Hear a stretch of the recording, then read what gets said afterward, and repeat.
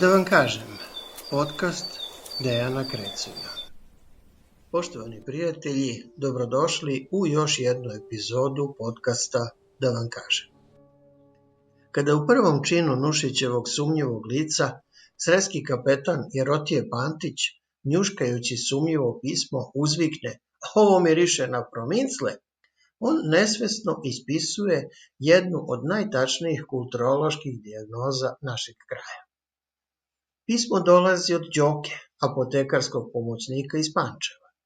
Nušić nije slučajno smestio budućeg zeta baš u Pančevo i nije ga slučajno načinio apotekarskim pomoćnikom, a ne kalfom ili špenglerom.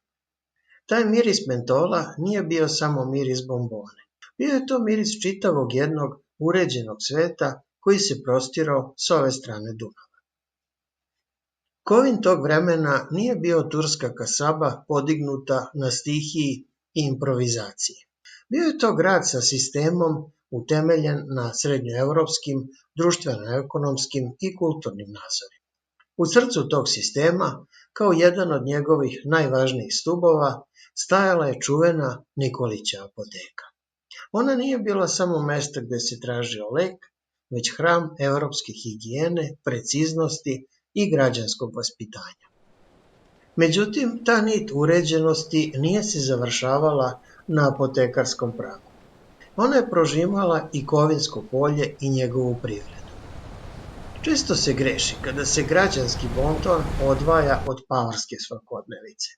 U Kovinu je to bio isti genotip radinosti.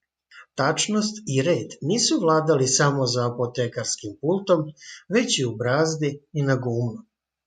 Kada bi došlo vreme da se skida žito, ono nije odlazilo bilo gde, već u Čikljanovu sušaru, jedan od prvih objekata u gradu koji je koristio blagodeti električne struje.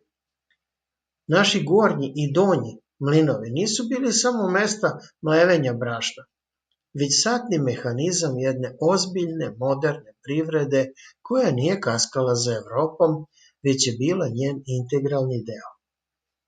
Radinost našeg čoveka, bilo da je nosio apotekarski mantil ili paorski prusluk, bila je ugrađena u temelje te evropske matrice. Kada bi se u Nikolića apoteci kupile promincle, te tvrde bombone sa ukusom metvice, mentola, koje osvežavaju dah, one su bile tek završni čin te kulture. Imati dah koji miriše na svežinu značilo je imati manire gradskog čoveka koji poštuje sagovornika, baš kao što je poštovao i svoju zemlju i red u mlinu. Tu je bio svet esnafa i jasnih normi gde se u javni prostor nije izlazilo neuredan, ni spolja, ni iznutra. Danas nas prominsla podsjeća na onaj stari, prećutni dogovor o tome šta znači biti gradski čovek.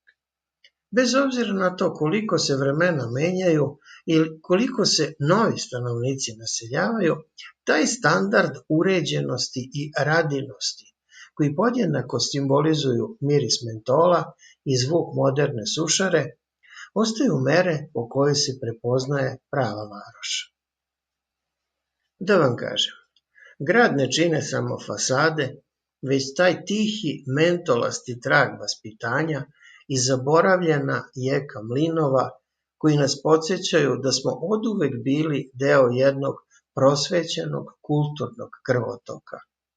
Čuvajući reč promincla u našem rečniku, mi zapravo čuvamo sećanje na vreme kada je red bio zakon, a radinost vrelina koja se podrazumevala. Hvala vam što ste slušali i do sledećeg slušanja. Ostajte mi zdravo.